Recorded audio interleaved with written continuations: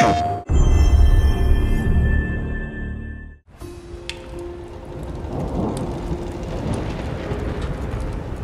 quite the storm we're having. Seems Fimbulwinter's here to stay. It will pass, though.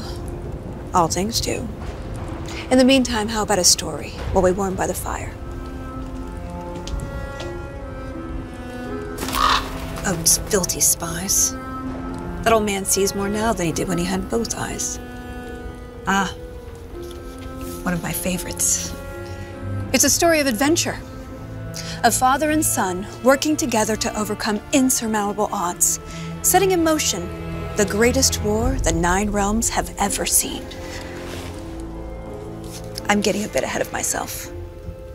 Let's start from the beginning. There once was a god from a far-off land who settled in Midgard, disguised as a man. He started a new life, had a wife and a boy. They were happy together. In peace, they found joy. His wife passed away. Kratos mourned with his son. But where one journey ended, a new had begun. Faye's final request, though it seemed rather bleak, spread my ashes atop the 9 realms' tallest peak. As they readied themselves for the long road ahead, a stranger accosted them in their homestead. Baldur sought answers as Odin's hand. Kratos gave none to the Aesir firebrand. They made way for the mountains. Kratos taught the boy skills, keeping godhood a secret but training to kill. Gods were always in danger, this Kratos knew, but secrets, he'd learn, could harm the boy too. They found Mimir in a tree, punishment for his wrongs, so they lopped off his head, and they brought him along. Mimir held ancient wisdom and knew the lost god of war. He warned, tell the boy, but Kratos ignored. No, now hold on a minute. Is that all that's in there about me? Something to add? Actually, yes, I do. You see, Odin, in all of his dreadfully paranoid wisdom, trapped me in that bloody tree for perceived wrongs, and I led quite the colourful life before even meeting him. It all started when I was just a lad in the service of a great fairy king. Riveting stuff, really. We'll have to get back to that later. No, don't turn the page. I wasn't finished. If Mimir were telling the story, we'd be here all day. Anyways, they met Freya, masquerading as a witch in the woods. A god knows a god. She would aid where she could. She cautioned, you must tell your son he's divine. But Kratos dismissed her. He'd regret this in time. On the road, Baldur's allies, Thor's sons, attacked. Something snapped in Atreus as he tried to fight back. The Aesir lost the battle, but Atreus fell too. Kratos rushed him to Freya. She would know what to do.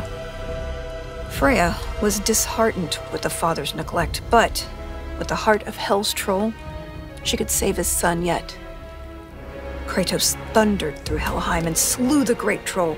He had captured its heart, but in his, burned a hole. He returned with his offering.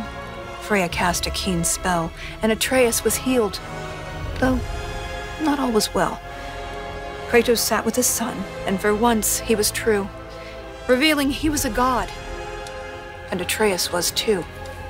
Delighted at first, it seemed all would go smoothly.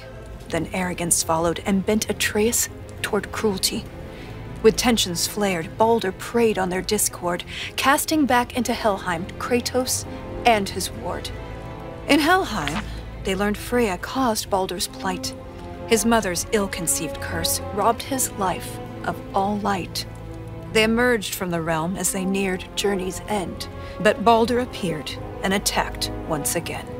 Atreus and Kratos were ready this time, stronger together with their power combined. Freya intervened on behalf of her son, begging Baldur's forgiveness for all that she'd done. Baldur strangled his mother. Kratos lunged with a snap. Baldur slumped. Freya wailed. And he died in her lap. Something changed in the world. Snow started to fall. The dawn of Fimbulwinter. The dusk of it all. Atreus asked, Is this what it means to be gods? Killing our parents forever at odds? No! Kratos bellowed as he dropped to one knee. We will be the gods that we choose to be.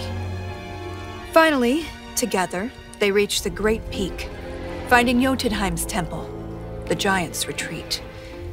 A prophetic mural showed the life they had led. The boy's mother was giant, they learned as they read. Atreus walked to the cliffside. Kratos eyed the wall slowly. Beneath the boy's picture, a name was etched. Loki. They scattered her ashes and watched as they lifted. Over rolling red hills, the wind danced, and it drifted. Standing side by side, feeling hopeful and new, the boy was at peace. And the father was too.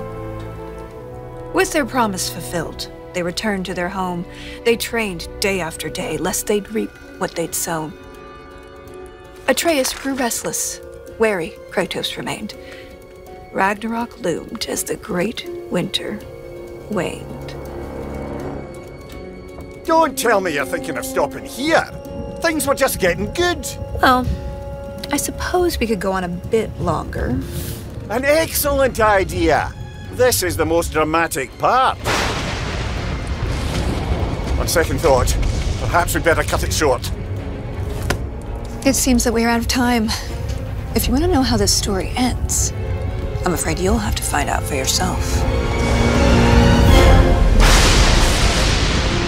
Until then.